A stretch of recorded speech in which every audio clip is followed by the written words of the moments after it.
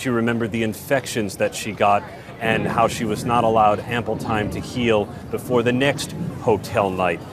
Alors, nous allons commencer cette vidéo avec un peu d'historique. Le 16 novembre 2023, vous le savez tous, Cassie dépose sa plainte à la justice américaine. Dans un move qui est devenu légendaire et presque incroyable, en moins de 24 heures, Diddy clôt le deal et elle est payée. Mais ce qu'on ne savait pas, c'est la réaction de Diddy. Comment il s'est comporté au moment où il a appris que Cassie avait déposé sa plainte. Maintenant, on sait pourquoi, on sait parce qu'il y a une femme qui s'appelle Jane.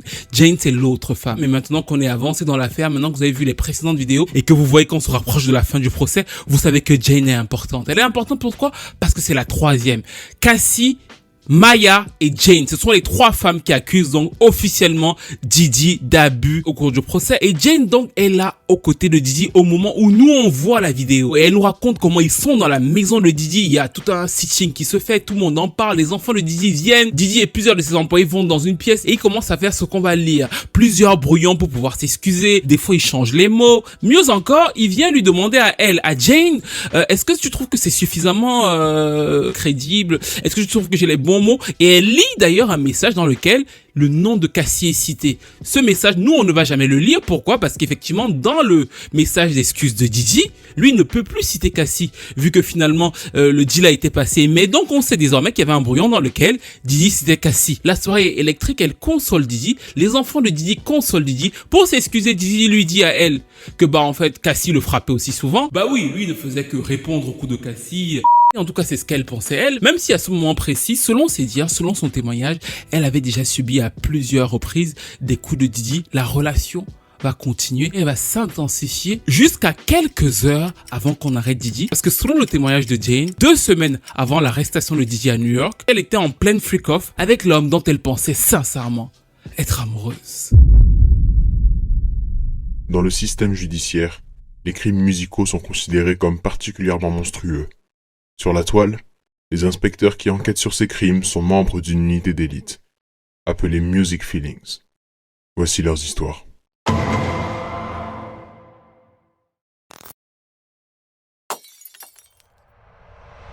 Bon les gens, je vais vous la faire courte. On déménage, on se prépare à la déménager, mais cette vidéo est un supplice pour moi.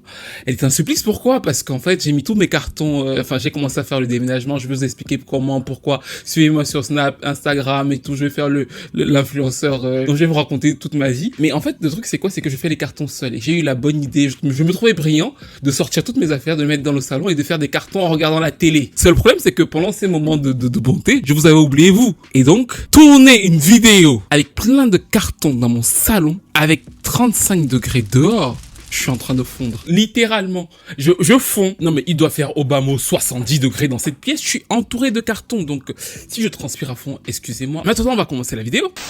Depuis quand entretenez-vous une relation avec Diddy? Depuis 2021. C'est Jane qui arrive à la barre et Jane c'est une femme très jolie, elle a des traits un peu asiatiques, elle ressemble d'ailleurs, et c'est intéressant, un peu physiquement à Cassie, elle ressemble aussi un peu physiquement à Gina, et on commence à se rendre compte quand on regarde d'ailleurs les copines de Diddy qu'il a vraiment un type de femmes qui sont toujours plus ou moins les mêmes, et c'est intéressant aussi pourquoi? Parce qu'elle commence à raconter des histoires qui commencent à être similaires. Depuis 2021 donc elle est en relation avec Diddy et ils ont tenu à ne pas divulguer son identité. Alors je respecte ça dans le contexte afro-américain et dans le contexte américain. Mais bon, je pense que on est en France, je l'ai déjà un peu dit, et je pense que surtout la personne qui l'a le plus dit, c'est 50 Cent. Jane est connue du public, pourquoi? Parce que c'est l'ex de 50 Cent. Et vous allez me dire, comment on sait que c'est l'ex de 50 Cent?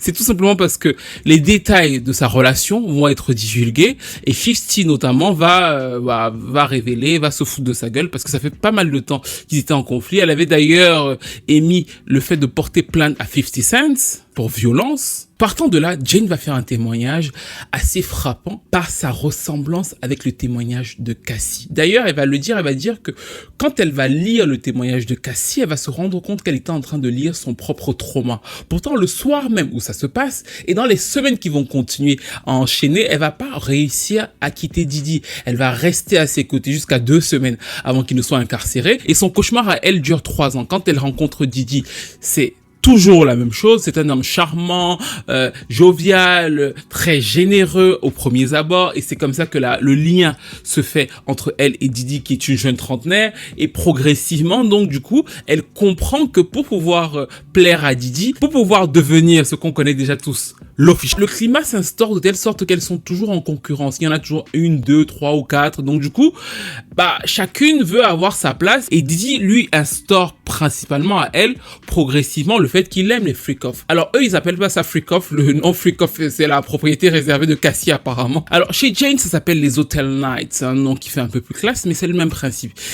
Jane se rend dans un hôtel. Didi est présent et ils font venir 1 ou 2 hommes pour pouvoir avoir des rapports avec Jane pendant que Didi regarde. C'est le kiff de Didi.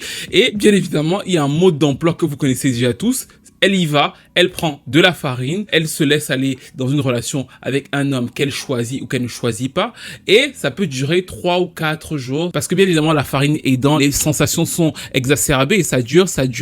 Le résultat de tout ça, c'est qu'effectivement, après ça, exactement comme Cassie, elle a des douleurs musculaires, elle a des infections urinaires. Et cette partie m'a beaucoup choqué. Vous savez à quel point ce genre de choses me frappe. C'est que le moment des infections urinaires a été très bien mis en exergue par l'accusation parce qu'elle avait un audio d'un moment où elle veut avoir un rapport avec un mec. Elle insiste pour que le mec mette un chapeau et Didi vient lui dire qu'il ne veut pas voir de chapeau et il est énervé quand il dit ça et finalement elle ne met pas de chapeau. C'est horrible mais ça ne s'arrête pas là. Elle n'a pas toujours le choix des partenaires. Il y a une fois où elle dit par exemple que en fait elle n'était pas contente, elle n'était pas attirée par un mec. Didi était un peu vexé mais il l'a attiré dans une pièce, ils ont parlé. Du coup, au lieu d'annuler l'Hotel Nights, il lui a dit, en fait, on va appeler quelqu'un d'autre. Donc, ça montre quand même qu'elle avait aussi à débattre sur le choix des partenaires qu'elle devait avoir. Il y avait d'ailleurs, parmi les partenaires qu'elle avait, un des entraîneurs de Didi. Pour l'un de ses anniversaires, Didi lui fait faire une soirée avec plusieurs mecs ce soir-là. Bien évidemment, encore, il y a de la farine, tout ce que vous savez qu'il y a. Et elle est tellement énervée qu'après la soirée, quand même, elle lui envoie un message pour lui dire qu'il sait qu'elle ne voulait pas le faire et qu'il l'a forcé à le faire. Et la procureure fait lire ce texto-là à la barre. Elle parle aussi d'un veille parce qu'elle était totalement épuisée après les fameuses soirées. Et Didi a quand même forcé pour qu'elle ait un rapport. Une autre fois, elle a refusé d'avoir un rapport avec un des escortes appelés. Mais Didi l'a quand même forcé à prendre une pilule. Bien sûr, la procureure essaie d'aller plus loin. Elle lui demande effectivement, mais du coup, vous faisiez quand même tout ça pourquoi? Et chez Jane, il n'y a pas l'instance de peur. Elle se sent obligée de le faire pour, c'est ce qui ressort le plus de son témoignage, conquérir Didi. C'est-à-dire que finalement, elle est dans un truc où elle espère qu'il aura plus d'attention pour elle, elle espère qu'elle deviendra, et c'est donc là le lien avec Cassie, l'official girl. Donc fatalement, elle se dit que plus elle va faire d'Hotel Night, plus elle sera sa préférée, plus elle aura notre statut à ses yeux. Il lui paye bien évidemment des sacs de luxe, sa maison. Dans l'interrogatoire, on lui demande l'avocat que tu as amené là, avec lequel tu témoignes contre lui, qui te le paye? C'est Didi. Donc au moment où elle fait le témoignage, c'est Didi qui paye son appartement. Au moment où elle est en train de témoigner contre lui, c'est Didi qui paye son avocat. Elle commence finalement à avoir une dépendance financière à Didi et elle explique d'ailleurs à un moment en pleurant que le fait d'avoir ces dépendances financières, ça renforce le côté où elle se dit, en fait, s'il sort de ma vie, je n'ai plus grand chose. C'est pour ça aussi donc cette accoutumance aux soirées continue, mais à plusieurs reprises aussi, elle montre des textos dans lesquels elle lui dit qu'elle voudrait plus. Et à chaque fois, il lui promet qu'ils auront plus, mais finalement, quand elle résume sa relation avec Didi, elle dit que 90% du temps, c'est essentiellement les soirées dans les hôtels. Alors que, et c'est là que vient d'ailleurs un instinct de jalousie, elle explique que d'autres femmes sont en compagnie de Didi et que pendant qu'elle est traitée comme la femme des soirées, en fait, il s'affiche avec d'autres femmes en public et qu'il les traite comme des princesses, ce qui pour moi va mettre en exergue quelque chose de très fort chez elle, à savoir la jalousie et ce climat où effectivement tout le monde se battait pour être l'official girl. Et là où elle, dans son témoignage, on voit à plusieurs reprises qu'elle le vit mal, c'est qu'elle n'est même pas à la place de Cassie. Elle voit la personne qui a pris la place de Cassie et c'est Young Miami. Golden showers, meaning when the guy pees on you, pee on you everywhere, you like it? I just like it. You do?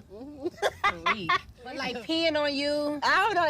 I don't know. It's just do something. I'm gonna be honest. Hold on, one more thing. I need something. On voit d'ailleurs dans les brouillons qu'elle voulait lui envoyer, qu'elle dit « Je ne veux plus jouer ce rôle dans ta vie. Je me sens obligée de performer lors de ces soirées. J'en ai peur de perdre la tête. » Parce qu'effectivement, sa santé mentale se dégrade selon elle. Elle fait des énormes soirées sans sommeil et elle va jusqu'à avoir 3 escortes masculins par soirée, Cassie elle-même n'allait pas jusque-là. Et tout ça s'ajoute bien sûr à des épisodes de violence, comme vous le savez, et comme elle le raconte tout, Didi est génial tant qu'il n'a pas pris de farine et d'alcool, et dès qu'il prend de la farine et de l'alcool, il peut devenir violent, ce qui est arrivé à plusieurs reprises, et ce qui va être un des éléments du contre-interrogatoire. Tu es une pipe à crack. C'est l'une des phrases déshumanisantes que Jane a reçues de la part de Didi, alors que lui le voyait comme une sorte d'encouragement à continuer les freak-off en mode vraiment tu m'excites de fou, vraiment. Vous voyez ce que c'est que la pipe à crack? Whitney Houston en parle. Vous savez que Whitney Houston ne fait pas le crack. Crack is cheap. I make too much money to ever smoke crack. Let's get that straight. Vous connaissez la référence de Whitney. Bref, en tout cas, Didi lui dit à elle qu'elle est une pipe à crack et elle voit à quel point elle est déshumanisée. Et quand l'avocat, donc Marc Geragos, arrive pour le contre-interrogatoire, il va y avoir plusieurs moments forts. L'un des moments étant la fameuse question de savoir, vous l'avez vu partir en voyage avec une autre femme dans le Wyoming. Est-ce que ça vous a énervé? C'est l'avocat Marc Geragos qui a fait son comeback parce que sa fille a fait plusieurs des interrogatoires pour ceux qui ont vu les précédentes vidéos, qui a fait son comeback pour défendre donc Didi lui-même, le célèbre avocat, la légende de Michael Jackson, enfin voilà, c'est lui-même qui est revenu. Et donc du coup, il a demandé à Jane de savoir si elle était jalouse d'avoir vu Didi voyager avec une femme dans le Wyoming. Cette femme, vous le comprenez, c'est Young Miami. Et en fait, il faut bien comprendre qu'il y a toute une tension entre Young Miami et Jane. Et que Jane exprime en fait, parce que c'est Young Miami qui est devant alors qu'elle ne rêve que d'être devant. C'est sous-tendu sur aussi bien sa partie à elle quand elle s'exprime que sur la partie du contre-interrogatoire. Elle va répondre justement en disant oui parce que moi j'étais chez moi avec un œil au beurre noir, façon de dire que oui moi il m'a frappé. Et il est allé jouer la belle vie avec l'autre. C'est toujours l'autre qu'on affiche. Elle va le répéter à plusieurs reprises dans son témoignage en disant que moi, je faisais tout pour y être et l'autre, il se pavanait avec elle partout. C'est une blessure de jalousie qui va être exploitée par la défense, qui va commencer par produire des dizaines de textos qu'on va lui faire relire où à chaque fois, elle est adorable avec Didi. Vous connaissez le truc. Elle veut faire les freak-off. Elle est partante. Ils vont aussi lui demander de façon explicite si quelqu'un lui faisait prendre de la farine. Ou alors si elle était totalement consentante au moment de prendre la farine, si c'était elle-même qui prenait la farine, ou alors c'était quelqu'un d'autre qui lui donnait, qui la forçait en fait. Et elle va dire que non, c'était elle-même, donc en gros c'était son choix direct de prendre la farine, même si en fait elle estime que elle faisait ce choix-là, comme vous l'avez compris, pour pouvoir plaire à Didi. Mais de façon directe, il n'y a pas coercition, en tout cas c'est ce que les avocats voulaient démontrer. Et en fait, je vais vous la faire court et je vais essayer d'être le plus objectif possible sur cette partie. Moi, je pense que l'angle des avocats de Didi, et c'est la façon la plus frontale depuis le début du procès que je l'ai vu être appliqué comme ça, était de mettre en exergue que pour eux, en tout cas, Jane, c'est une femme hyper intéressée qui était là que pour l'argent. Et c'est sur ça qu'ils vont appuyer le plus fort. Parce que ils vont par exemple lui poser la question de savoir, mais depuis que tu es avec Didi, tu reçois combien de pensions alimentaires pour ton enfant? Et elle reçoit $5,000. L'avocat lui avait demandé après, est-ce que tu n'as pas reçu plus de $150,000 de Didi? Et c'est là que moi je l'ai trouvée pas très bonne. En fait, elle a répondu, est-ce que mes 3 années valent $150,000? Pareil, quand on lui a demandé, tu as reçu des sacs Bottega, combien coûtent des sacs Bottega? En gros, Didi lui a acheté pas mal de sacs Bottega. Et là, sa réponse est, combien est-ce que mon corps coûte? L'avocat de Didi continue.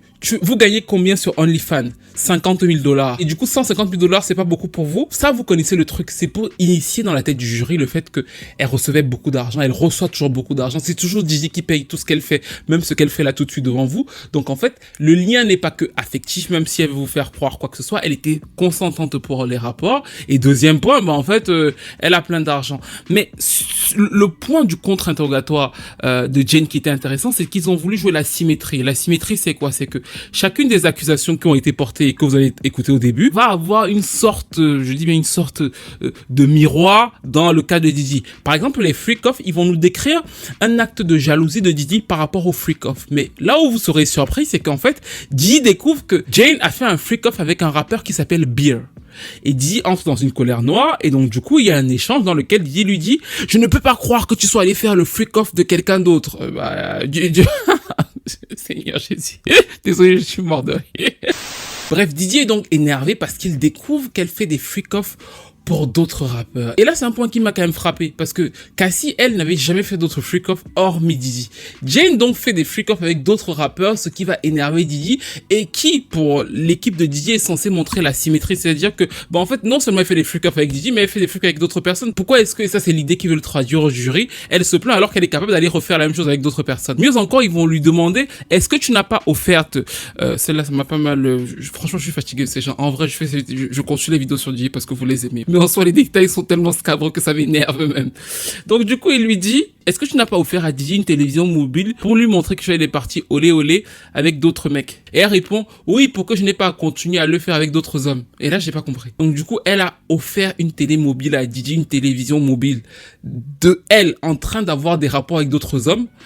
Et quand on lui demande pourquoi elle a fait ça, elle dit que c'était parce qu'elle ne voulait pas le refaire avec d'autres hommes. Enfin, franchement, là, je me suis dit que ces gens, excusez-moi, mais c'est quoi?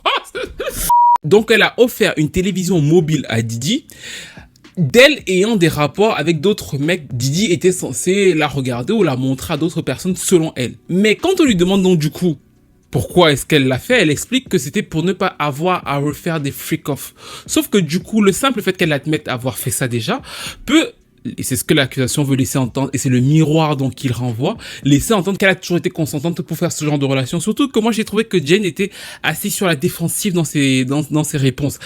Dès qu'elle est passée à la barre, on lui a demandé par exemple, est-ce que tu as connu des soirées donc du coup avec Diddy où il n'y avait pas de freak-off? Elle dit Lucky Me. J'ai trouvé drôle par contre, Lucky Me c'était pas mal. Après on lui demande, mais il y a quand même eu des soirées sans freak-off. Elle dit Dieu merci. Mais la défense va continuer petit à petit à égrener tout ça pour semer le doute. Et ils vont montrer des textos dans lesquels elle a remercié plusieurs des escortes en leur disant elle-même, en lui faisant lire d'ailleurs que c'était great, et elle va les lire en pleurant. Ils vont aussi essayer de faire le miroir de la violence physique, parce que comme elle va raconter un épisode de violence physique, ils vont raconter eux aussi un épisode de violence physique en lui demandant est-ce que vous avez frappé sur la tête de Sean sur un comptoir? Et elle va répondre oui. Et là, donc, du coup, l'épisode, c'est qu'en gros, en 2024, elle se rend compte que Diddy aurait, selon elle, eu une relation avec une très jeune femme. Elle va le traiter de hihi. Non, je rigole. Concentre-toi! Elle va faire un scandale, enfin une scène de jalousie. Bien évidemment, je ne cautionne pas la violence physique, bien évidemment, on est d'accord. Mais effectivement, elle va frapper sur lui et il va pas répondre ce jour-là. Partant de là, donc les avocats lui disent, ils vont ressortir ça. Elle va avouer qu'elle s'est sentie frustrée, qu'elle avait vraiment cru que Diddy l'a trompée avec une très jeune femme et que c'est pour ça qu'elle avait réagi de la sorte. Mais pour eux, c'était une façon de montrer que c'est encore une fois une autre relation toxique, mais que finalement c'est entre deux adultes consentants. Pour moi, à la fin du témoignage de Jane, il y avait le mimétisme avec Cassie parce que c'était la troisième victime de violence et c'est très intéressant d'ailleurs que on en arrive là parce qu'on sait désormais qu'il y en a que 3. Tous les témoins sont passés, donc on sait qu'il y a 3 femmes en vérité qui sont dans le dossier pour accuser Diddy de trafic sexuel. Et donc elle, il y avait ce mimétisme là et le point fort du témoignage de Jane c'est qu'il nous rappelle effectivement celui de Cassie et que on voit le mimétisme, le fait par exemple de soindre de baby oil avant la soirée, de soindre les pieds, de voilà avant que le freak-off ne commence et les hommes qui viennent, les soirées, le mal de dos, les infections urinaires, tout ça là, bah en fait ça fait lien avec Cassie et le fait que parfois bah tu n'as pas envie de partir parce que tu as peur pour ta vie, tout est payé par lui donc du coup tu te retrouve plus ou moins piégé. Mais la faiblesse de son témoignage selon moi n'est pas ce qu'elle raconte, c'est la temporalité. En fait, parce qu'elle dit, le jour où Cassie fait son témoignage, et elle révèle tout ce qu'elle révèle, je lis les témoignages de Cassie et je vois ma vie. C'est par ça qu'on a commencé la vidéo. Donc elle lit le témoignage et elle se dit, waouh, ça ressemble à ma vie. Elle voit aussi toutes les réactions en ligne. Mais, et c'est ça qui est fou, elle va continuer. Et en fait, je pense que la faiblesse de son témoignage, c'est ça, c'est-à-dire que elle va continuer à faire les freak-off jusqu'à 2 semaines avant qu'il soit incarcéré. Peut-être même que, vu qu'il continue à payer son loyer jusqu'aujourd'hui, s'il n'avait pas était incarcérée, elle serait encore avec Diddy. Et je pense d'ailleurs que c'est pour ça qu'ils ont pas arrêté de lui payer le loyer, en fait. Je pense que le move, ils auraient pu couper, ils ont dû savoir assez rapidement qu'elle aurait témoigné contre lui. Ils ont pas coupé le loyer, l'avocat et tous les frais qui ont été donc cautionnés par Diddy. C'est-à-dire que c'est Diddy qui a payé pour la personne qui est en train de l'accuser, parce que dans l'autre sens, finalement, ça montre une sorte de liberté. En fait, je pense que leur vœu, en tout cas ce qu'ils voulaient faire passer comme message, c'est que finalement, en fait, elle a toujours été libre. Vu qu'elle était déjà libre après Diddy, c'est pas une femme sous emprise. C'est ça qu'ils veulent faire passer comme message. Elle était libre de partir, en gros. Elle était pas obligée de faire les freak-off. Et elle était tellement libre de partir que regardez, bah en fait, on paye alors qu'elle témoigne contre nous. C'est la graine qu'ils ont voulu semer dans la tête des jurés. Mais est-ce que c'est suffisant selon vous?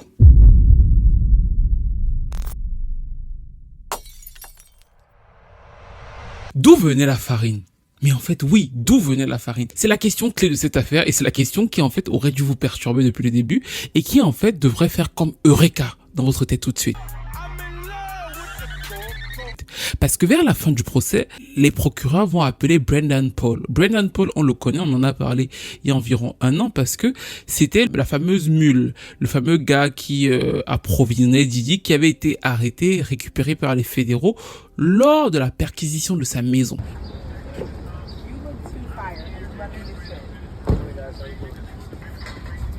Bon, en fait, ce monsieur a eu une immunité. Donc, du coup, il est protégé. Il ne risque plus aucune peine de prison s'il parle.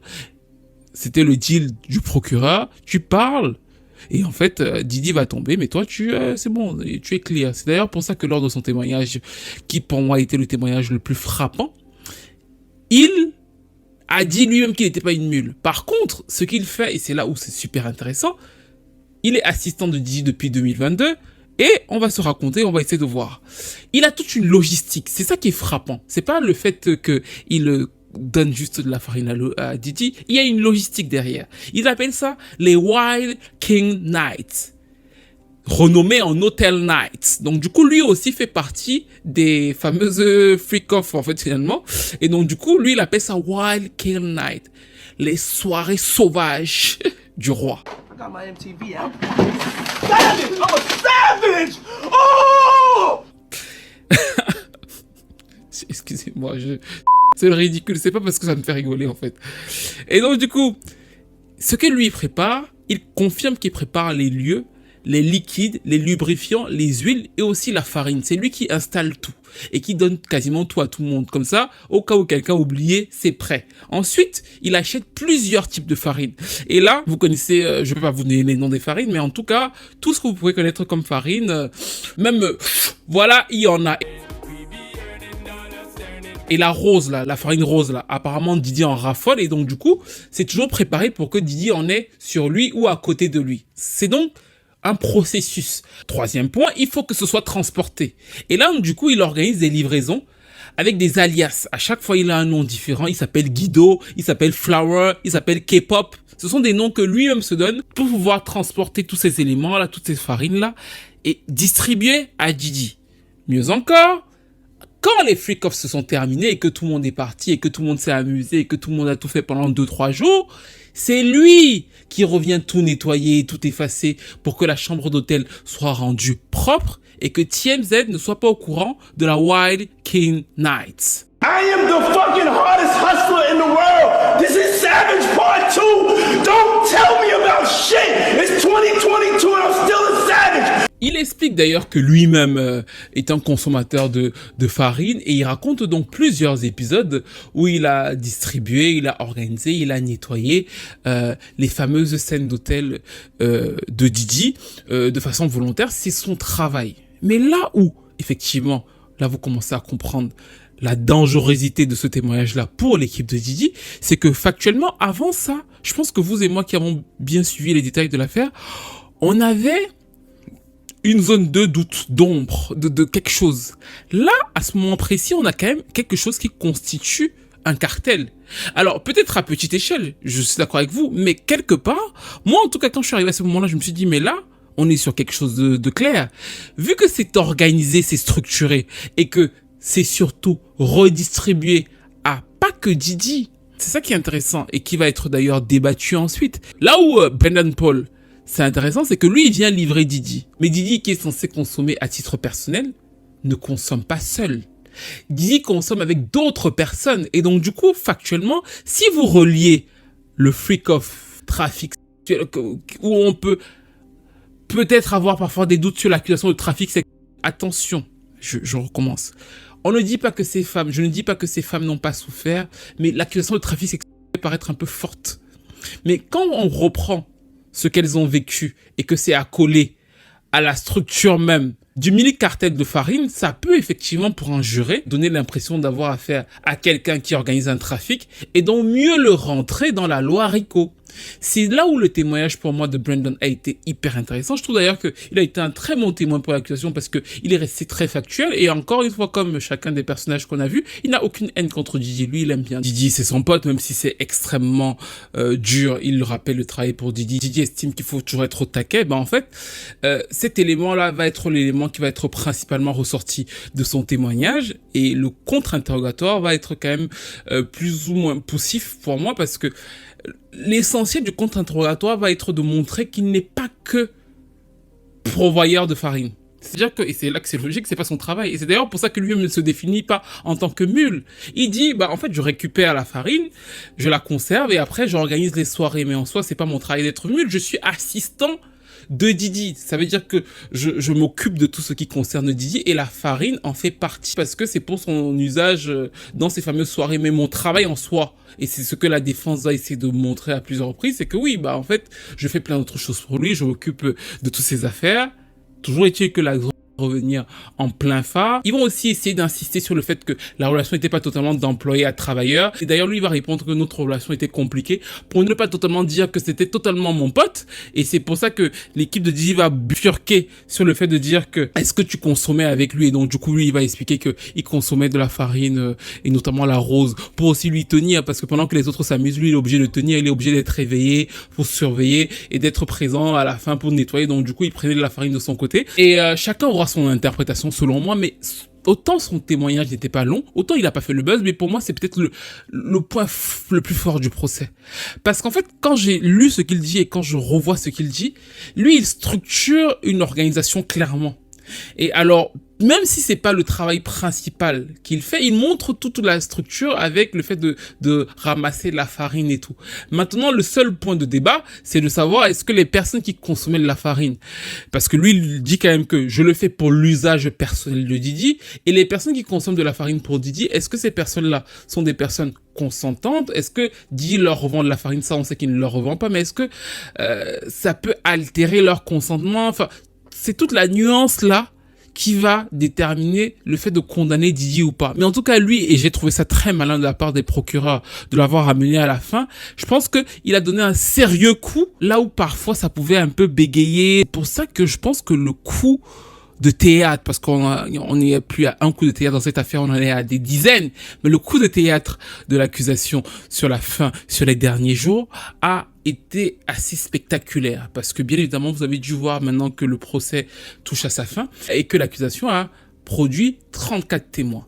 Si vous avez bien regardé l'affaire, si vous avez regardé mes précédentes vidéos, l'équipe de Didi a à plusieurs reprises joué sur le fait qu'ils auraient peut-être des témoins. On savait que Didi ne témoignerait pas parce que c'est la meilleure chose à faire dans son cas. C'est-à-dire que quand tu es accusé comme ça, si tu témoignes, ça peut se retourner contre toi. Donc on savait que lui, il n'avait pas témoigné. C'était une évidence pour moi.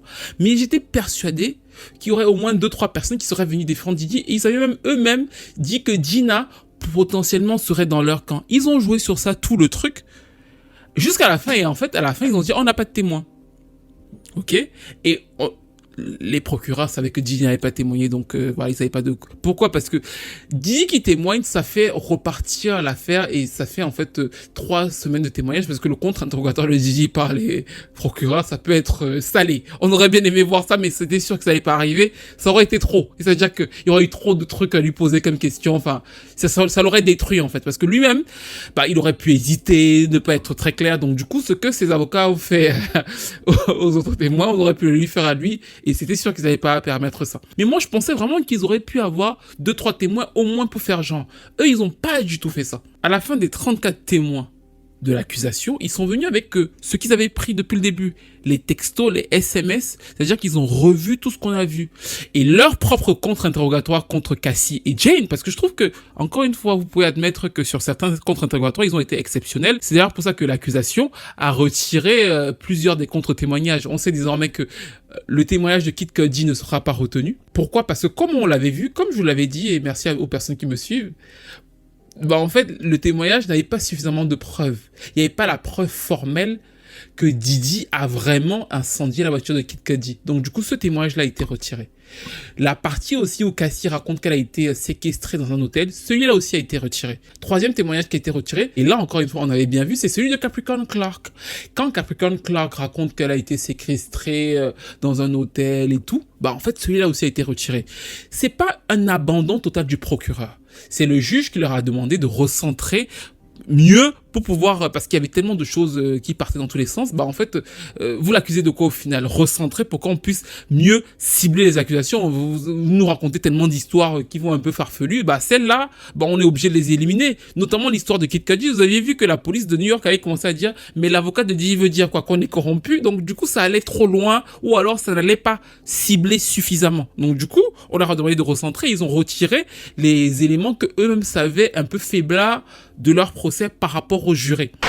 Cette partie est importante parce que les procureurs, et c'est la faiblesse selon moi du RICO dans ce genre de cas, ont retiré 3 sous-accusations. Tentative d'enlèvement, tentative d'incendie criminel et aide et complicité de traite sexuelle. Les charges principales, traite sexuelle, raquette, transport pour prostitution, la corruption de témoins et l'usage de farine pour piéger les victimes restent les mêmes. Mais le problème, c'est quoi? C'est que le fait justement de retirer ces charges-là en expliquant au final que c'est pour la clarté du jury pose toujours la même question, la question du RICO. Pourquoi est-ce qu'à la base, ils les ont présentés? Et moi, je comprends tout à fait, par exemple, qu'on ait retiré la tentative d'enlèvement chez Kid Cudi parce que justement, il n'y avait pas de preuves vidéo. Mais l'idée, ils se sont quand même servis de ça pour créer un climat. Et maintenant que le climat a été créé, ils l'ont retiré. Sachant très bien qu'à la base, avant de le faire, ce n'était pas suffisant pour concrétiser l'accusation. Ils se sont servis de ça, selon moi, pour constituer un dossier, avoir le maximum d'impact et après donc le rétrécir sur la dernière ligne droite. Ce qui est leur droit, ce qui peut être une stratégie efficace. C'est-à-dire que, et c'est justifié dans leur rapport, ils disent que l'absence de preuves directes est différent de l'absence de preuves globales. C'est-à-dire qu'il n'y a pas suffisamment de charges pour soutenir une charge spécifique d'incendie criminel ou d'enlèvement. En revanche, il se garde le droit d'évoquer cet épisode comme un des nombreux actes constitutifs du pattern criminel sous la loi RICO. Donc pour moi, au-delà de l'affaire Didi, il y a vraiment une gêne dans l'exploitation du RICO. C'est pour ça que l'équipe de Didi, qu'est-ce que eux ils ont fait quand ils sont venus? Ils sont venus avec leurs SMS et tout, et les éléments où ils ont été forts, à savoir Jane et Cassie, les contre-interrogatoires, pour rappeler au jury, voici ce qu'on a dit, voici ce qui a été dit, n'oubliez pas qu'on a été fort et tout. Mais le coup spectaculaire, c'est vraiment pour moi le fait que ils aient montré de leur plein gré les vidéos des freak-off. Ça, franchement, je sais pas comment vous dire ça. Je trouve ça bold. Ils ont demandé aux jurés, ils ont montré 20 minutes de freak-off aux jurés. Les fameuses vidéos de Jane, d'ailleurs, on a vu d'ailleurs d'autres vidéos de Jane qu'elle avait envoyées à Didi d'elle-même, voilà, pour l'exciter avec d'autres hommes et tout, pour que ce soit privé et tout. Bah, en fait, ces vidéos-là ont été montrées au procès. Et pendant 20 minutes, certaines vidéos aussi, le public n'a pas pu les voir. C'est-à-dire qu'on a fait sortir les gens. Pourquoi? Parce que c'était trop explicite. Mais ils ont pu entendre les audios. Et c'est une stratégie qui est la stratégie que je pense être la meilleure. Pas attention, pas parce qu'elle va réussir, mais je pense que c'est leur meilleure option. C'est la stratégie de plus ou moins d'honnêteté. C'est-à-dire qu'ils se disent, bah en fait, vous parlez, tout le monde vous raconte des freak-off et tout, bah en fait, on va vous montrer ce que c'est. Et c'est des relations entre deux adultes consentants. Ils ont fait valider les vidéos par le procureur et le juge, donc en fait c'est authentifié, et en fait ils ont montré en jury en disant, bah en fait, tous ces gens-là vous racontent des histoires incroyables et tout, mais en fait finalement quand vous regardez les vidéos, c'est l'idée derrière, c'est des relations entre deux adultes consentants, c'est pas des trucs où il y a coercition, ou encore violence. Et ça, c'est un move auquel je pense que les procureurs eux-mêmes ne s'attendaient pas. Parce que eux ont utilisé à plusieurs reprises certaines vidéos, certains audios, certains moments de Didi pour montrer à quel point Didi était un fou, un pervers, et certaines vidéos de freak-off au début. Mais ils s'attendaient pas à ce que l'équipe de Didi, pour sa propre défense, balance encore plus de vidéos de freak-off en disant « Voici ce que c'est que les freak-off ». Bah en fait, vous l'accusez de quoi? Parce que c'est ça l'idée derrière.